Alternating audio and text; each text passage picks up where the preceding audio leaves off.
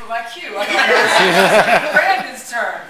I'm actually going to make a short statement. First of all, I too would like to thank Professor Higginbotham and the Rivers, Jackie Rivers, and also Reverend Rivers, and the Boston Foundation and other supporters for hosting this event. I think it's incredibly important, and I welcome you all to this panel, to this discussion.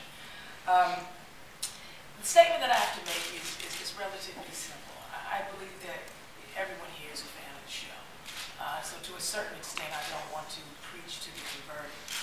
We all know that The Wire brilliantly illustrated the inadequacies of federal, state, and local government and public institutions that are supposed to serve the people. I think we're all in agreement with that, right? We just shake our heads. You know, at any rate,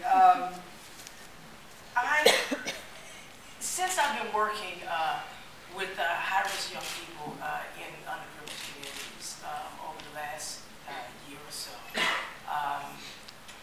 what has come to the forefront for me is really saving our most precious and endangered population, and that's the young people who are living in poverty and facing violence, trauma, every day on a regular basis.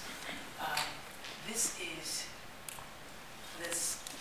is one of the most, honestly, I can sit here and use a number of adjectives: sad, painful, unconscionable, just a number of adjectives. Honestly, if I could take my heart out my chest and sit it right here on the table and let you watch it beat and bleed and cry for these kids, that would be the best description of what I have to see every day when I'm working with these young people.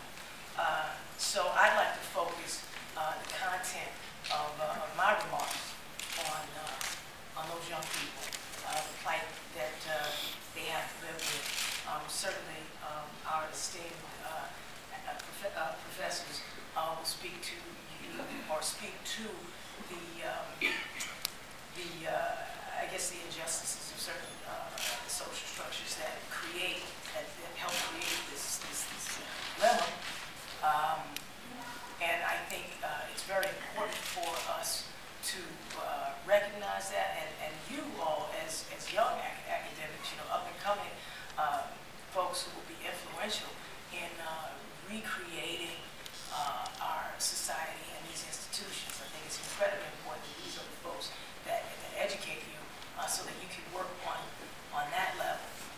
But I will challenge you to go into the communities to also see what it is you are learning about, what you are trying to change, and to become a part of these communities, because these circumstances will not change. But do not. Yes.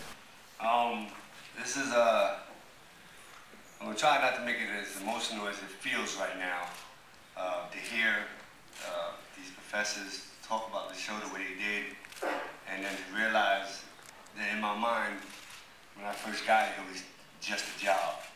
You know, that's all it was. It was just a job, a means to end for me to, you know, make my steps to achieve my dream and to provide for my family. And I don't think, you know, I wasn't one of them. I don't think any one of us realized, even while we were shooting, that it was gonna have this kind of impact. I mean, we were working, you know, and to really sit back here, and this is the first time it's really, I think, affected me as much as it has when I'm walking around Harvard. I'm sitting next to, you know, people who got professors in front of their names. You know, I look out to all of you people out here, and I'm like, you know, what? Okay, I told my mom, I told my people I wouldn't curse in Harvard. I was like, what the hell am I doing here? And I remember, you know, telling my daughter that I'm going to Harvard, and she was like, you know, pick up an applications. And she, she was 11 years old. And I thought about that, and it was amazing because growing up, I didn't know nothing about Harvard. I didn't know anything about one of us becoming professors or, things of that nature.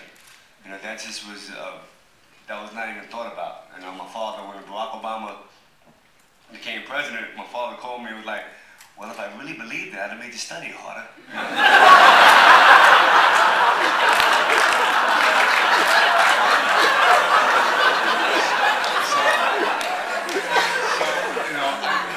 I pretty much learned how much The Wire has done, for people like y'all to think about it and make classes and studies about it from y'all. Y'all came up to me and y'all told me, your character, which I was just doing tutor the character, I was trying to portray a certain humanity that I learned going out there doing research.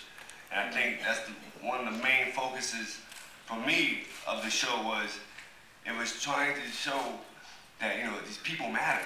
There isn't a time where, if you don't make a certain amount of money, you don't matter anymore.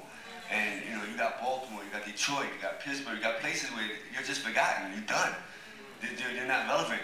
And doing research for a character like Bubbles, it was just in Baltimore, it was just a lot of people just felt they weren't relevant anymore. And they wanted to be, they didn't know how, they felt like it didn't matter, but they wanted to be, they just wanted to be good people. They had a little, addiction, but they wanted to be good people, and that's the one thing I focused on in portraying Bubbles. And I think that's the one thing that, David Simon and Ed Burns and Bob Colesbury thought about the show was trying to show the haves, that you shouldn't lose your humanity for your fellow man because you're at a certain criteria or you're going for a certain thing. There's no need for somebody to be walked on to get you where you have to get to. And that was very special to me, so thank you for having me here.